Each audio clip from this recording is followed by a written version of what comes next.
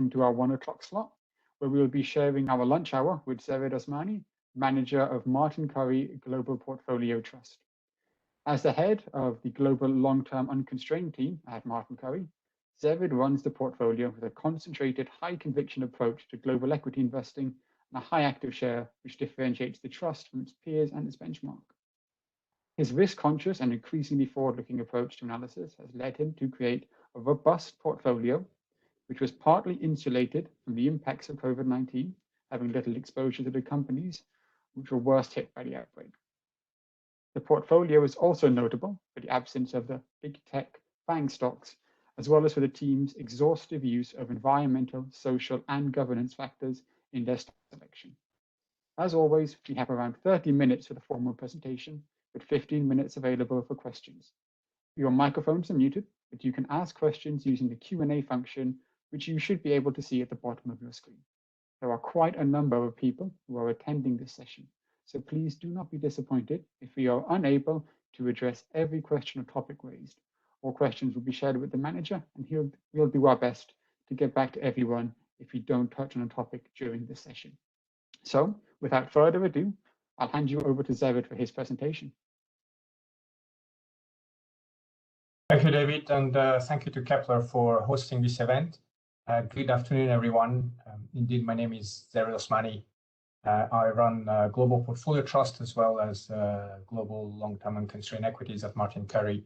For those of you who haven't met me before, I have 23 years experience in financial markets, of which 10 years at BlackRock as head of research and senior portfolio manager on European equities. And I joined Martin Currie in May 2018 to take over the trust and Global Long-Term Unconstrained. And this was part of a carefully choreographed succession plan from Tom Walker. I'm trying to find the next slide. This is it. So we're going to spend 30 minutes just going through some of the key points of Global Portfolio Trust. And what we're highlighting here is our approach is high conviction and high quality. And by high conviction, we're talking about concentrated positions, 25 to 40 stocks. At the moment, we have 31 stocks in the portfolio. We're fundamental in terms of how we find those companies where we've got strong conviction.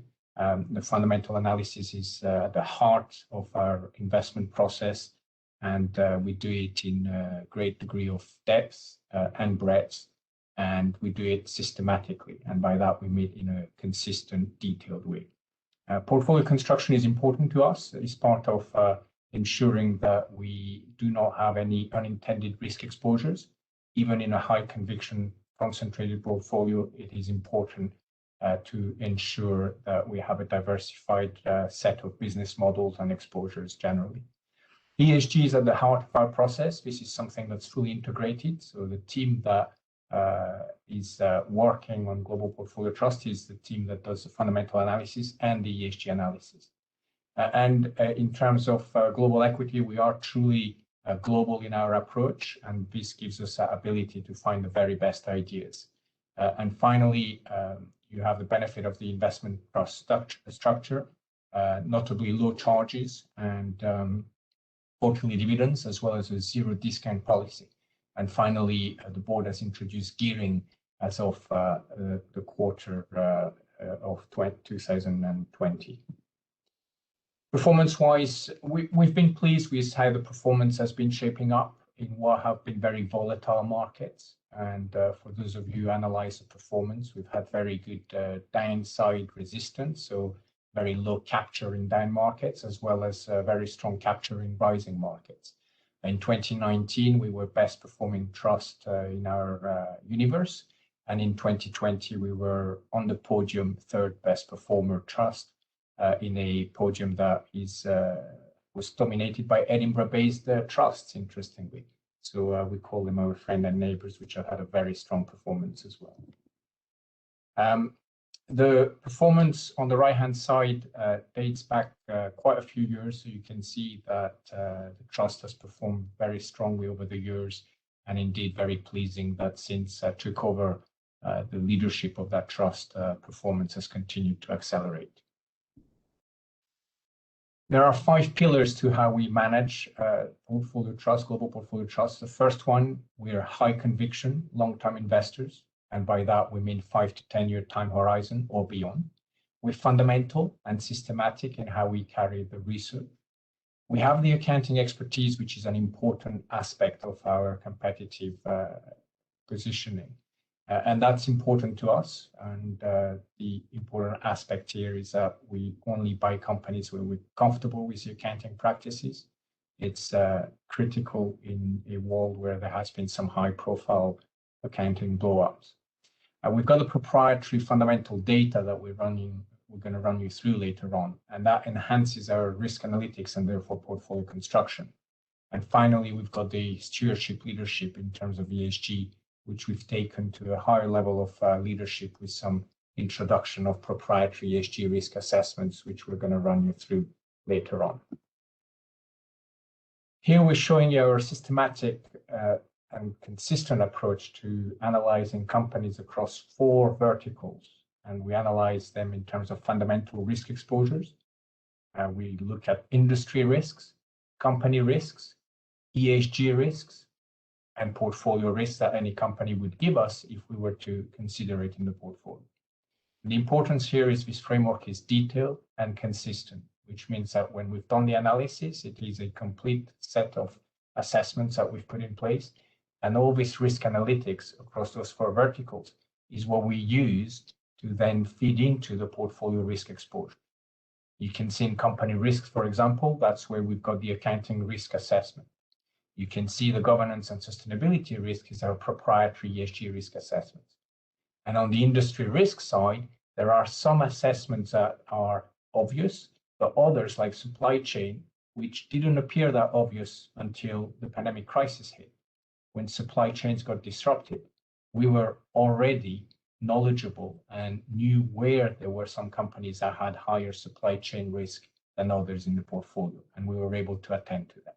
So really, the importance here is to have the ability to be crisis ready before a crisis comes through. Typical type of companies that we end up investing in as a result of this framework are companies that have high entry barriers, dominant market positions. It gives them strong pricing power. They tend to have low disruption risk in a world that's ever more disruptive. They have structural growth prospects, high returns on invested capital, strong compounding cash flows, and solid balance sheets. And on the ESG side, quality management, good corporate culture, and sustainable business models. But at the heart of it, of course, attractive valuations. We have put in place a framework to make sure that we put our clients' assets in long-term attractive structural growth opportunities. And this is what this framework is. This is a thematic analysis of the portfolio exposure. We have identified 3 mega trends, which we've color-coded: in blue, demographic changes; in green, future of technology; and in black, resource scarcity. Within those mega trends, there are themes which we've listed on the left and on the right. And we've got the ability to assess every company in terms of how exposed it is to any of those themes. As a result, we reaggregate the data, which is what this chart shows you. And this is the global portfolio trust exposure on aggregate. Size of the bubble is how exposed the trust is to the theme that that bubble represents. So we're able to use this in 3 ways. Firstly, we know our exposures more accurately across each of those themes that we've listed. Secondly, we're able to manage diversification more efficiently, even in a 31 stock portfolio. And thirdly, we can point the research where we need to do more work.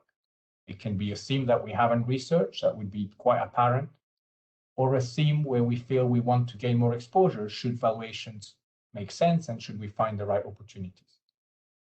And this is important because it permits us, as I mentioned earlier, to put our clients' assets in attractive long-term structural growth opportunities. I will come back onto that later on.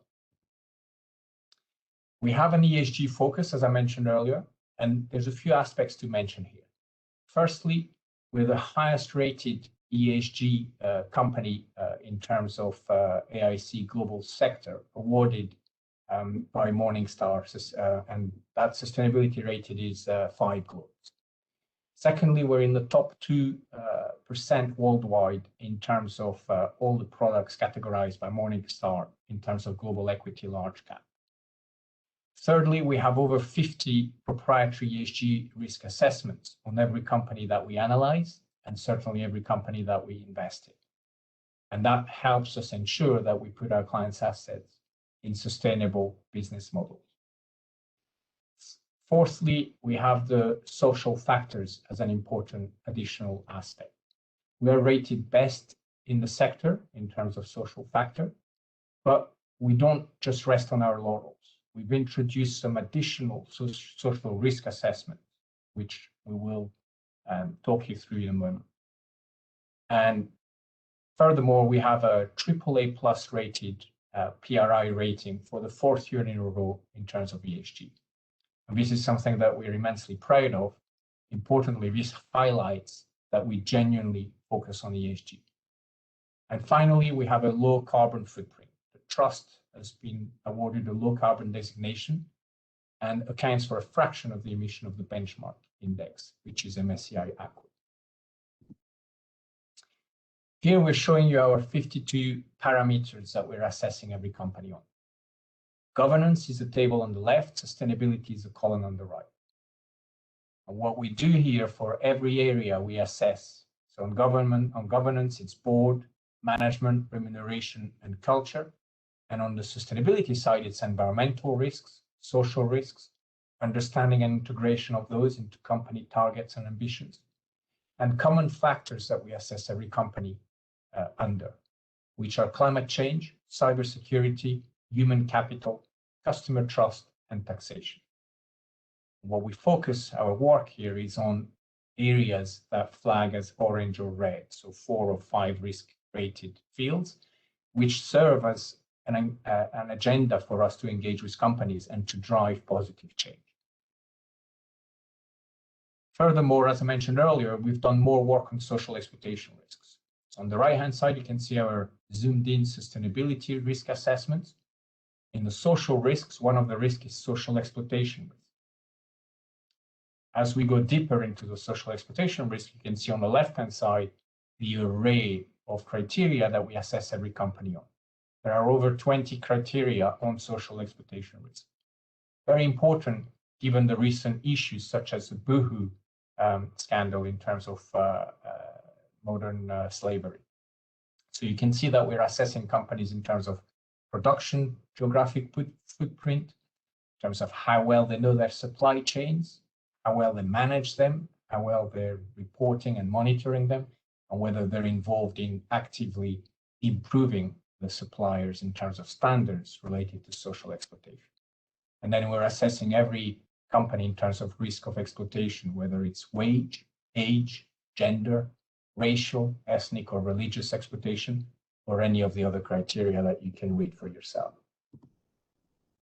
Finally, we wanted to highlight to you our approach to looking at opportunities within those mega trends.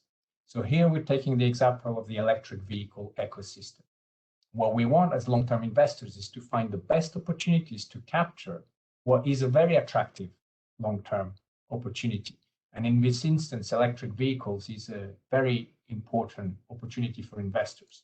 It's not often in financial market history that you have a market that has taken over 100 years to establish itself, that is therefore well established in consumption, and that is mandated by regulators to migrate, in this instance, from combustion to electric in record amount of time, at the same time as consumer tastes have changed to wanting more electric vehicles.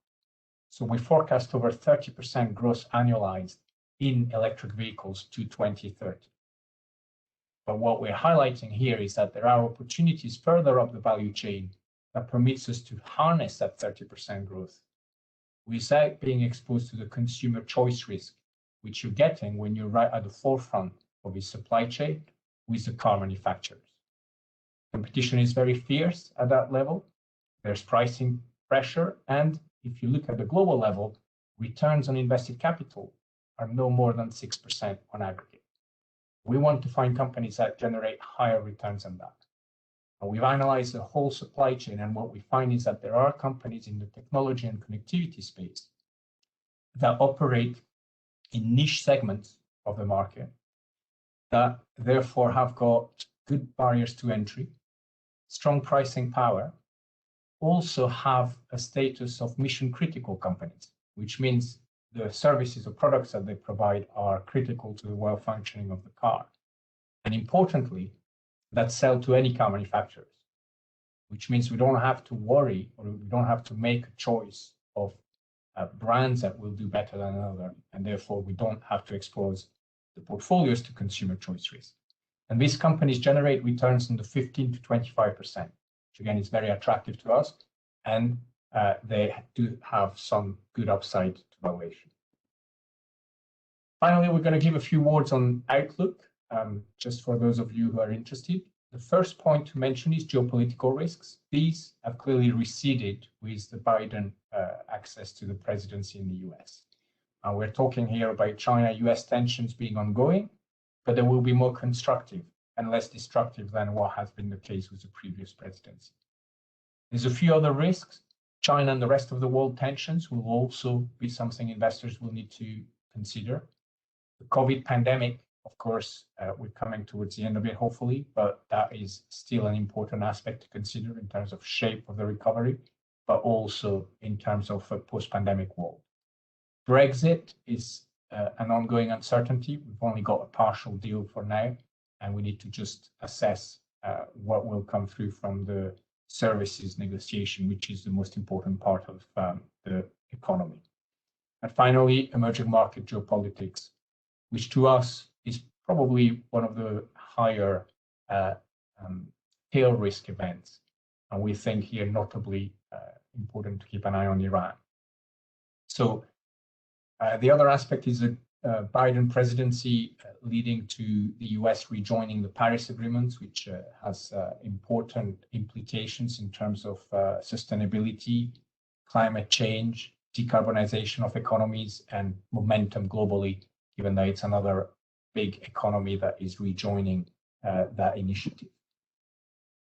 Market risk for us, on the left-hand side, there are three important ones. Firstly, we are in a low yield environment, which is providing a challenge for investors generally, but is also an opportunity for equity markets. And that's the reason why we're still positive on equity markets globally. Secondly, there's a growth versus value debate. There is a big valuation spread between the two styles, and that will be something that will at times remain a relevant talking point for the markets. For us as long-term investors, we want to focus on finding attractively priced quality growth companies which should perform well no matter what market environment. And thirdly, the risk of rising interest rate expectations. We have entered the market with an almost best case scenario where the market has been assuming that rates will be low and inflation will be picking up. But the risk we're highlighting here is if inflation does pick up, and it will because of the base effect, it will be difficult to keep interest rate expectations from rising. And that's really what has led to some of the volatility in the past couple of weeks. So for us, in terms of outlook, there are 5 points we want to make. The first one is we're assuming a gradual recovery rather than a V-shaped recovery. Even if initially, because of the base effects, it will feel like a V-shaped recovery. You have to bear in mind that after a 16% fall in earnings, the market is forecasting 23% growth this year. If you look on a 2-year basis, we're looking at 5 or 6% growth over 2 years. Pretty meager still. We also think there's a lack of sustained inflationary pressure. Yes, there will be a pickup in inflation because of the base effect and because of the friction between supply and demand as economies reopen. But gradually, as things normalize, we believe that underlying there is still strong deflationary trends from the technological disruptions. And also there's a lack of wage inflation, which is the biggest contributor to inflation. Thirdly, the increased indebtedness as a result of the massive fiscal stimuli that have been unleashed to recover from the pandemic crisis are likely to lead to higher tax rates. This might not be a consideration for this year, but it's something investors should consider over the next couple of years. We're already hearing some discussions around that in the UK, as you know.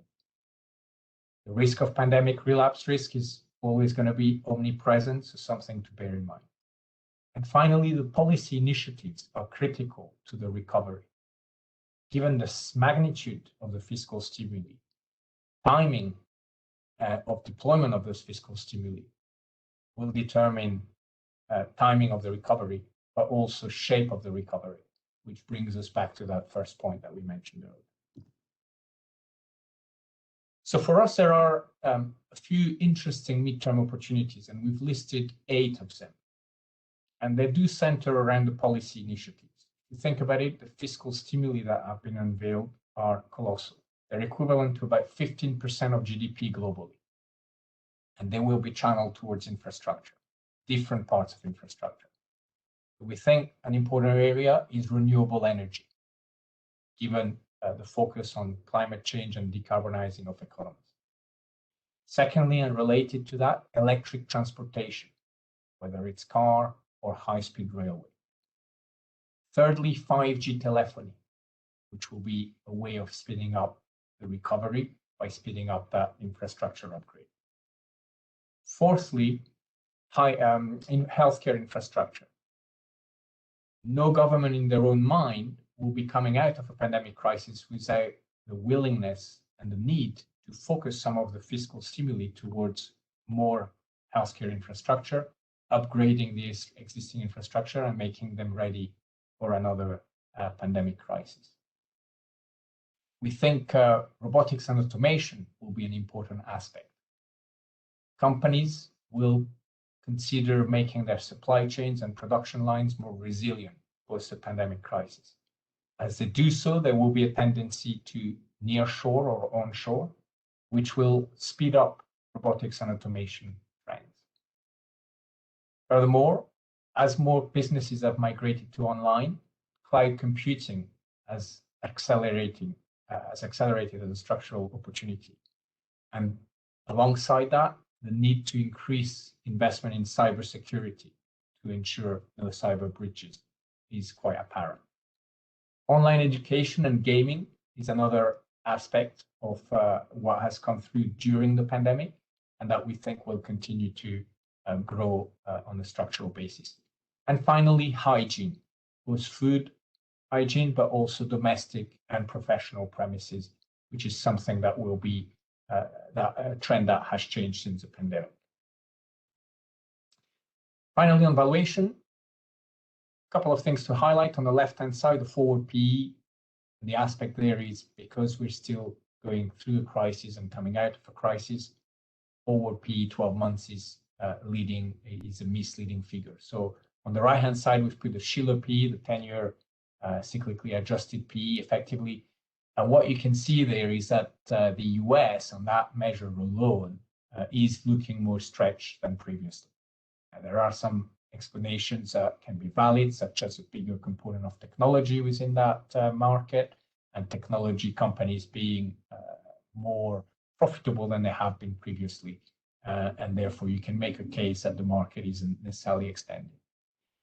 Europe and global equities, and therefore Asia, de facto, do look still supportive in terms of valuations, as you can see from those charts.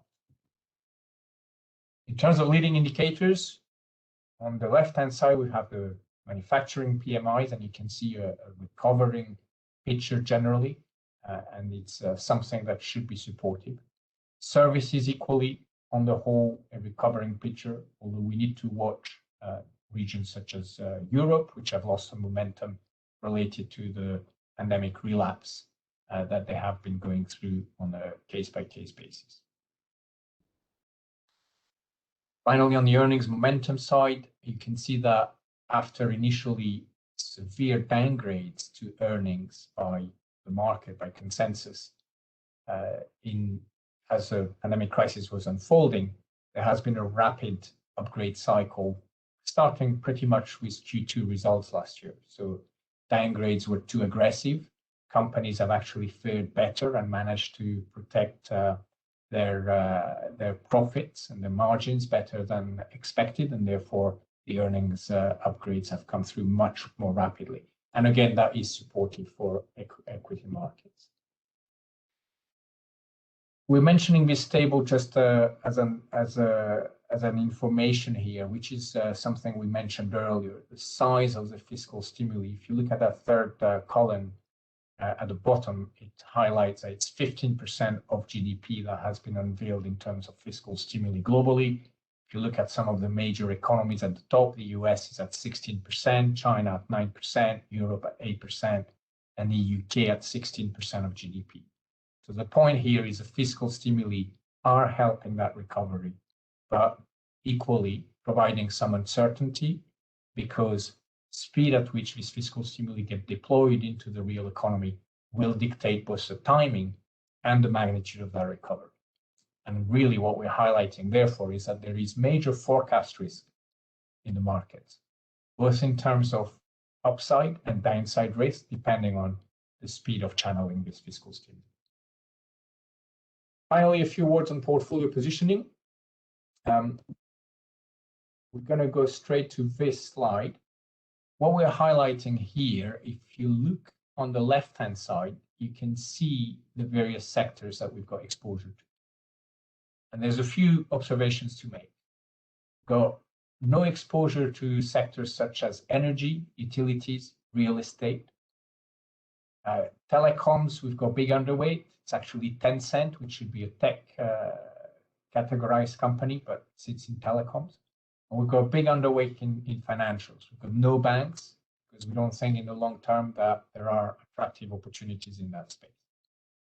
But really, if you focus on the green bars, we're balanced between sectors where we think there is opportunities for long-term value creation. These are healthcare, technology, consumer, and industrial. On the top right-hand side, you can see our country exposure. We have a big underweight to the US, 14% underweight. And it goes back to that point about some of the valuations looking more demanding. And also the point that was made by David earlier, which is we have no exposure to the FANGs. That's where we are different to a few of our peers. And bottom right-hand side, you can see market cap exposure. And the point here is that we are 20% overweight in market caps of 10 to 30 billion sterling. And really our proposition to investors is to capture the future quality growth companies as much as we can. This is a portfolio characteristic, and we're going to end there. One aspect to highlight on the left-hand side is the aggregate profile of the portfolio as we put the 31 companies that we're invested in together. And you can see third line down that this is a portfolio of companies that on aggregate are net cash positive, net debt to EBITDA of -0.2, in a market that's highly leveraged at 1.8 times. And then in terms of growth profile, we like the growth to come from revenues, not just profits. We're forecasting a revenue growth for the portfolio of 13% per annum over the next 5 years annualized, in a market that only generates 3% on a 3-year basis. There isn't a 5-year consensus estimate, so we focus the index on 3 years. And that superior growth on revenues continues to deliver on EBIT, EPS, and dividends. On the right-hand side, you can see the aggregate return on invested capital of the portfolio, which was last reported at 29%. The market achieved less than 5%. Forecast at 29% to go to 42% by year 5. So we're confident with a portfolio of this shape that if our forecasts are correct and we're able to capture companies with superior revenue, profit, earnings, and dividend growth, high returns, and sharp improvement in returns over the 5-year forecast, that no matter what market environment, we should be able to deliver strong performance. And that concludes my presentation. David, over to you for the Q&A. Thank you very much, Zehrid. Yep, we have a good few questions coming in. So on the first one, what is your sort of ideal framework for position size, or sort of how do you go about deciding the allocations to each company? Yeah, so that's a good question. So for us, positioning is based on conviction, and there are a few elements that come into play. And the best way for me to illustrate that is to go back to some of the slides that I showed you. So if you look at our analysis fundamentally, by the end of our analysis, we have a good sense of industry risks, company risks, and ESG risks that a company gives us. We also have a good sense of portfolio risks that that company brings us. And that fourth column is important because we're assessing what impact will that company have on portfolio risks. We then also have the valuation framework. On the valuation side, we're assessing companies' upside to price target. And what we're assessing there is also a scenario analysis of upside downside risk, depending on a bull case and a bear case, as well as a blue sky and a dark sky scenario. And I'll come back to that later on. As a result of that analysis, we're favoring companies where the upside downside risk is skewed to the positive. And finally, the fourth component is conviction. We're assessing every company by conviction. And I always say we deliver portfolios of high conviction, which means there is no room in the portfolio for low conviction. So we constantly reassess and stress test the conviction in our holding. The conviction rating also helps in the input. So position sizes are determined by companies that have got additive risk profile that we're highlighting here, that have got good upside to price target, and that have got strong conviction. And typically, so we're at 31 stocks on average would be a 3% position, 3.3% position across each holding, but the biggest position size at the moment is over 5%, and we've put them in the top 10 here, which I'll mention very quickly. 5.6% with TSMC, and you can see the top 10 holdings account for 44% of the portfolio.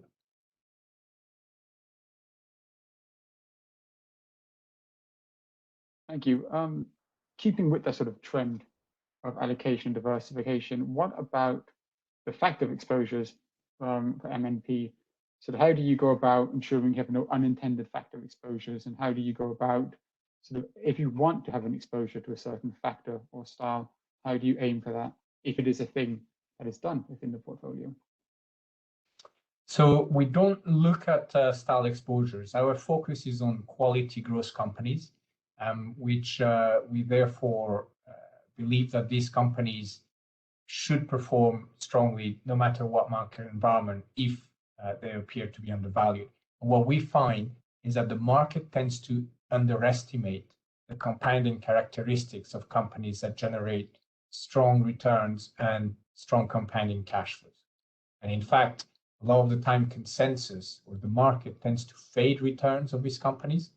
And what we have found is that for these companies that do have high barriers to entry and competitive advantages that they can sustain and continue to innovate, continue to stay leaders, that not only do they beat the fade that the market is expecting, but actually through scale economies, they generate higher returns year after year. And that's something that the market tends to underestimate. So as long-term investors, by capturing these companies that compound over time, we're able to generate that strong performance, because ultimately, year after year, as these companies deliver stronger returns and more attractive growth than what the market might have been expecting, the market will tend to re-rate them. Mm-hmm. And just a final point on that as well, just a quick one. What is the maximum position size you will sort of take in any one company? Sorry, David, I didn't catch that. Okay, the maximum position size you will take in any one company. Where we have conviction, we could go as high as close to 10% in any given company. And again, it's a combination of aspects, conviction, upside to price target being two important ones, and then the risk profile that it brings us. And it permits me to go back to one of the previous questions. So for us, the way we want to diversify exposure is not so much by style, but by business model that we gain exposure to. And so if I was to oversimplify and say that if you were to think that the FANGs are all the same type of business models, then what we would do is we would make sure that whenever we assess one of the companies, that we make sure that we don't just buy more of the same type of business model with the same exposure to geographies, to thematics, to end user markets. And what I've mentioned here is that this is some of the assessments that we make on every company. What geographic exposure does it give us? What thematic exposure does it give us? And is it well diversified? And what end user market exposure is it given? So again, not to end up holding the portfolio into one or two single components. And it's interesting from that point of view, because if you look at our exposure geographically here, you can see we're 14% underweight the US market. But this is by companies that are quoted on the US stock exchanges. If you do an analysis of our geographic exposure, we're actually slightly overweight the US economy. And it's a good aspect to have, because the US economic growth should be stronger of the developed market economies over the long term. But we're gaining that exposure through companies that are quoted outside the US, because we think there are more attractive opportunities outside the US to gain exposure to the US economy. And that's really how we're thinking about diversification. Excellent. A couple of questions here, sort of around the ESG process within the portfolio. Firstly, is around sort of how do you look around ESG, I guess, at a sort of aggregate portfolio level? I do know you mentioned a number of the accolades you've received that do tend to support the strong metrics of that, but also in particular, sort of how you go about active stewardship within companies, sort of proxy voting and engagement that is done directly by the team. Yeah, that's a good question. So for us, having a structured assessment like this and detailed at the same time permits us to identify where within the ESG assessment do we think there might be some areas of risks or some concerns that we have that we can then decide to engage with the companies on. Let me take two examples, firstly on governance and then on sustainability. On governance, I'm going to try and zoom in here. I don't know if that's going to work. Tell me if that's not the case. And what you can see here on governance is on the board assessment, we have a long list of parameters we're assessing the board. Board quality, independence, diversity, age and tenure, oversight, competence, accessibility. We're assessing the quality of the chairperson of the audit committee, and we're assessing whether there's any significant vote against the company that have been made, and want to know the detail of what those are. And then, of course, shareholder rights alignment. That gives us an element of ability to then very much pinpoint our engagement on any sub-assessment within that. Same with management, same with remuneration. And you can see in this example, remuneration appropriateness has been rated as a 4 by the analyst.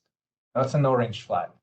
And that alerts us to the need to engage with the remuneration committee to understand why are they remunerating their executives higher than peers, which is what this would have showed. On the sustainability side, there's the obvious environmental risks and social risks. But we're also assessing those common factors such as cybersecurity, because that does impact reputational risk and therefore shareholder value ultimately, but also customer trust. And the point there, this is something that you might find unusual, but for us, if a company cannot generate the trust from its customers, then it doesn't have a long-term business. So it doesn't have sustainability. So we wanted to make sure that that happens. And really, the reason we included that into our assessment is down to the high-profile big tech companies, some of which have misused the data of their of the user base at times without those users knowing, and therefore they've lost the trust of their customers, and as a result, they're struggling to grow their user base. That's really the principle. Sticking with ESG a little bit, how do you ensure as well, when you're analyzing these factors, that you don't necessarily compromise on performance by having such a strong focus on ESG? Yeah, that's a good question. A very high level aspect. Well-governed companies tend to outperform. because well-governed companies tend to have strong culture, strong and high quality management. As a rule, we only invest in good quality management, and a good board, which therefore leads to the right type of decisions, even in crisis. And you can see in one of our parameters on management side, we're assessing an ability for companies, for management to navigate through crisis. And that, again, has served us really well during this pandemic crisis. And the other aspect is on sustainability. Ultimately, environmental risks do have an impact on companies' performance, not least reputational. Similarly, social risks do have the same. And we've talked about cybersecurity, but also climate change is a cost to companies operating. And therefore, companies that manage their businesses with those parameters in mind, therefore with sustainability on aggregate as an important focus, we think tend to also manage their businesses efficiently for the long term, and therefore have got an ability to generate stronger performance than companies that do not. And then a final one on ESG as well. Are you able to, let's say, purchase a company with much lower ESG scoring than typical, knowing that if you can improve the score improves over time, it becomes a source of alpha? Yeah, that's a good question. So it will be assessed on a case-by-case basis. The eagle-eyed amongst you will notice that at the top of governance and of sustainability, one of the assessment is governance momentum and sustainability momentum. This is where we're asking the analyst to assess which direction is momentum going in governance and sustainability. And to your question, David, that's where we would capture a company that might not be scoring that well, but where it's making a lot of strong positive improvements. And then the case-by-case basis is there are some fields that will rule out the company. Management quality, if that's a 4 or a 5, we're not going to invest, because our rule is we only invest in companies with good quality management. And there is a few others like that where we will really stop from making a decision to invest, accounting being another aspect, which is listed in one of the management criteria, accounting practices and quality. But there are others, absolutely, where if we feel that the company is not scoring that well, but is improving rapidly.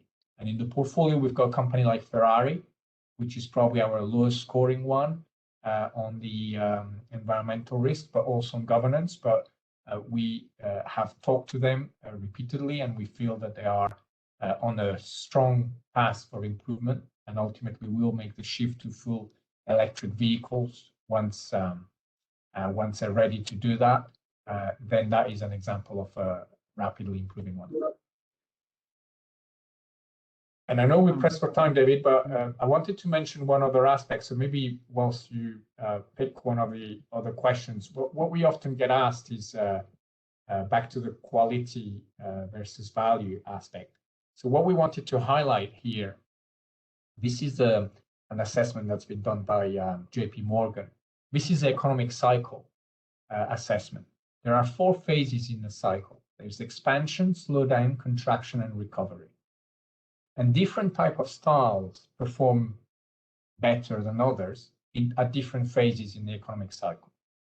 And at the moment, clearly, we've gone from contraction, or we're still going through contraction, but we are getting into the recovery phase. And if you look at the table at the bottom, which summarizes the different styles at work, if you focus on growth column, growth performs in expansion, slowdown, and recovery. Quality doesn't perform in expansion or recovery, but performs in slowdown and contraction. So for us, that balance of quality and growth theoretically gives us a stronger chance to perform across all phases of the economic cycle. And yes, in the recovery phase, value and high risk perform strongly, but growth also performs, just not as strongly as value and risk. And what we want as long-term investors is to make sure that we position our clients' assets on companies we want to hold for the long term, rather than capturing that very short-lived recovery phase of the cycle, which typically in a 5-year economic cycle lasts about 6 months. Thanks for that. So it's actually going to be along the lines of my next question to ask, but I am conscious that we have now hit 1:45, which is our allocated time. I would like to thank Zehrid for what has been a fascinating presentation.